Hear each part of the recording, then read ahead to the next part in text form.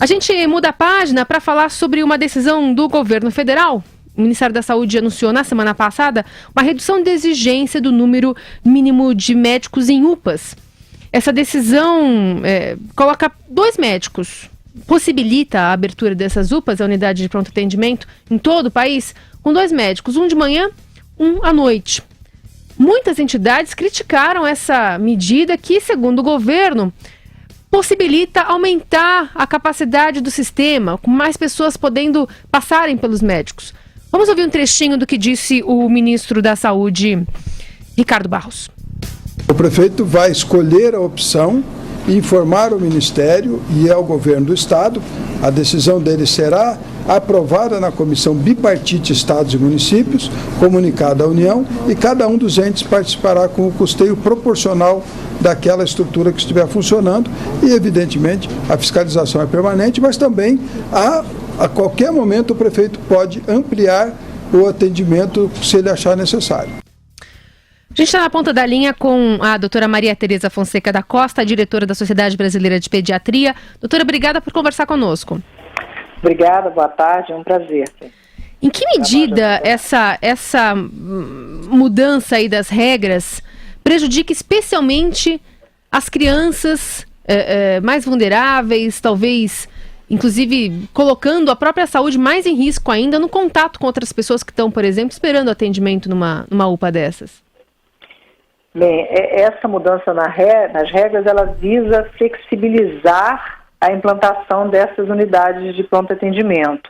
Entretanto, cada município escolheria a melhor opção, mas, entretanto, ela abre um precedente para uma situação mínima de quantidade de médicos, para 2, dependendo aí da quantidade do perfil de atendimento, o que nos preocupa sobremaneira por conta de que, em primeiro lugar, isso pode abrir um precedente para ser dispensado aquele profissional melhor capacitado, mais específico para o atendimento da emergência da criança, que é o pediatra, né? Então, a nossa maior preocupação da Sociedade Brasileira de Pediatria é que um tipo de resolução como essa, que tem parâmetros mais voltados para uma interpretação sobre número de atendimentos, desqualifique algumas unidades de pronto atendimento, não incluindo esse profissional que é o profissional mais adequado para o atendimento, mais capacitado, melhor habilitado para o atendimento da criança em situação de emergência.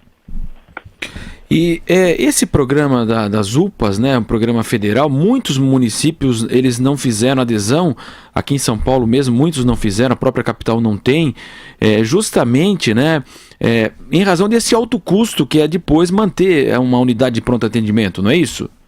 Uma unidade de pronto atendimento. Então, por isso que muitos municípios não fizeram essa opção de poder receber no seu município, fazer uma inscrição para o governo federal, não é isso?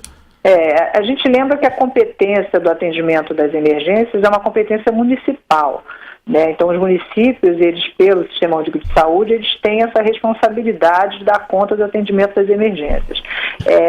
Bom, o que acontece é que essa implantação, uma implantação que tem uma cobertura de financiamento pelo governo federal, mas que tem que ter um investimento do município também.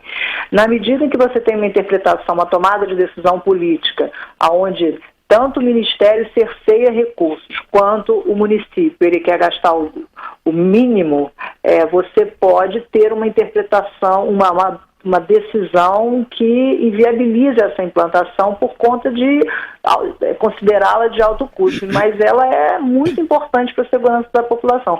O que tem que ser pensado, assim, não dá para você abrir uma UPA em cada esquina, né?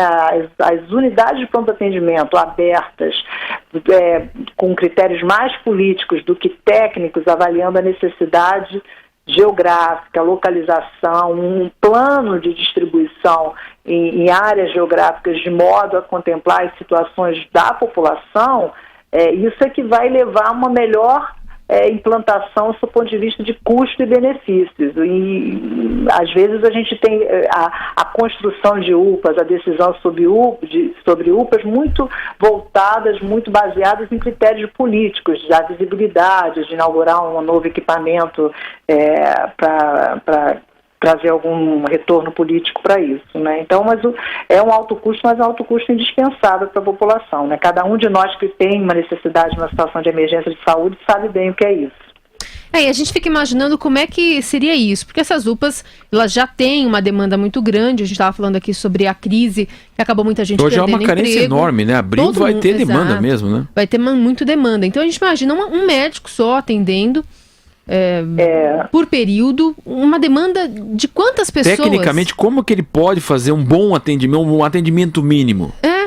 Quando você observa a resolução do Ministério, a portaria como ela saiu, você tem 8 opções que criam padrões que alteram essa quantidade de médicos, que seria do mínimo de 2 até um máximo de 9 médicos, até um limite de 9 médicos com financiamento para as UPAs. E cada uma dessas opções está relacionada a um número médio de atendimentos mês. Então, teoricamente, um local com maior quantidade de atendimentos não poderia ter esse quantitativo de apenas 2 médicos, e assim sucessivamente ou de forma crescente esse número de médicos vai aumentando na medida em que você vai aumentando a necessidade pelo perfil de número de atendimentos mês daquela unidade, ou daquela unidade que foi planejada.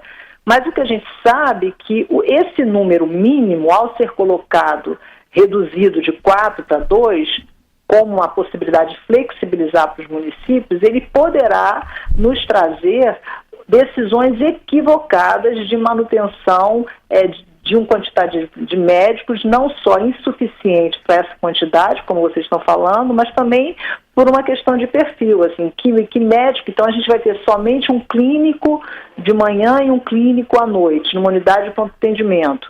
Como é que ficam as crianças sem pediatra? Como é que fica o atendimento que precisa de alguma intervenção cirúrgica que não pode deixar de ser realizada naquele momento? Então, esse é um fator complicador, né? Uma pequena cirurgia, alguma coisa que precisa ser feita e que esse clínico pode não dar conta, né? Então, é um cálculo que está sendo baseado nessas opções, nessas 8 opções que o Ministério aponta nessa decisão, que está muito baseado em quantidade de atendimentos, mas estrategicamente, para a segurança da população, não deveria ser uma disposição que fosse somente quantitativa. Ela também teria que ter uma vertente de interpretação de qualidade de atendimento, de segurança dos usuários, segurança da população e perfil dos profissionais que são indispensáveis para aquele pronto atendimento. Doutora Maria Tereza Fonseca da Costa, obrigada por conversar conosco aqui no Radioatividade. Obrigada a vocês, foi um prazer, estamos sempre à disposição. Doutora, que é da Sociedade Brasileira de Pediatria, agora são 4h40. Radioatividade.